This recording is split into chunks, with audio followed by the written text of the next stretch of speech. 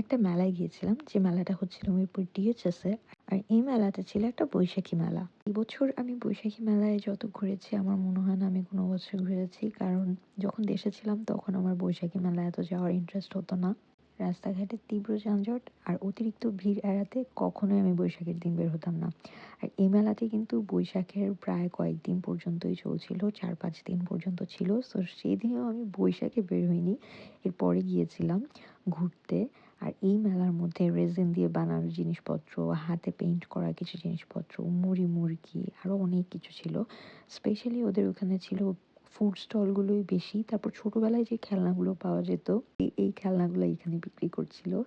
90s kids ছাড়া আমার মনে হয় না এগুলো দেখে কেউ চিনতে পারবে এগুলো আসলে কি, আর এগুলোর ক্রেজটা আসলে কিরকম ছিল। দেন হচ্ছে এখানে হ্যান্ড পেইন্ট করা কিছু জিনিসপত্র ছিল, এগুলোও দেখেছিলাম। আমার কাছে এই ধরনের জিনিসপত্র, আর্ট কালচারাল জিনিসপত্র আমার অনেক ভালো লাগে দেখতে। সো এই জায়গাটাতে আমি অনেকক্ষণ দাঁড়িয়ে ওদের জিনিসগুলো দেখছিলাম, অ্যান্ড ওরা লাইভ কিছু পেন্টিং করছিল, ওগুলোও আমি দেখেছি। ওগুলো করে এখানে জাস্ট শুকানোর জন্য রাখছিল, কারণ এগুলো সেল হয়ে যাচ্ছিল। এগুলো আসলে মোস্টলি রিক্সা প্রিন্টের যে ভাইব্রেন্ট কালারগুলো থাকে ওই ধরনের কালারগুলো, এবং রিক্সা প্রিন্টের কথা মাথায় রেখে জিনিসগুলো করা। মাটির জিনিসপত্রে, তারপর টিনের জিনিসপত্রে এই কালারগুলো করে সুন্দর করে রিক্সা প্রিন্টকে ফুটিয়ে তোলা হয়েছে। যেমন এই প্রিন্টটা জক বা যেটাই আছে এটার মধ্যে পুরা হুবহু রিক্সা প্রিন্ট করার মতো ছিল।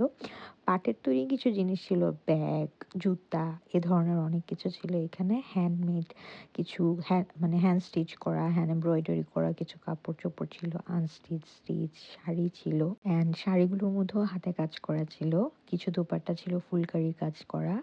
আর এগুলো ছাড়া আরও বিভিন্ন মিরর ওয়ার্ক, তারপরে যে জয়পুরি কাজগুলো, তারপর গুজরাটি হাতের কাজের যে কাপড় ওগুলো, তারপর হাতে কাজ করা কাঁথা স্টিচ করা কিছু চাদর, এ ধরনের ড্রেসেস ছিল।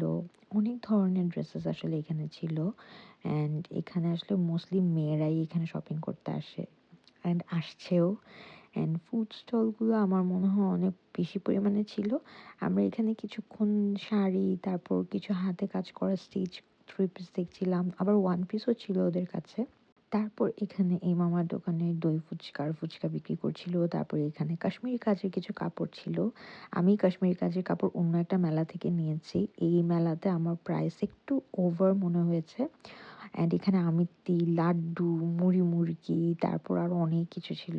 পাঁপড়, আচার, গুড়ের তৈরি বিভিন্ন নাস্তা, এই ধরনের অনেক কিছু ছিল। তো এই ছিল আমার বৈশাখের মেলায় ঘোরাঘুরি। Hope you enjoyed watching this video. Bye.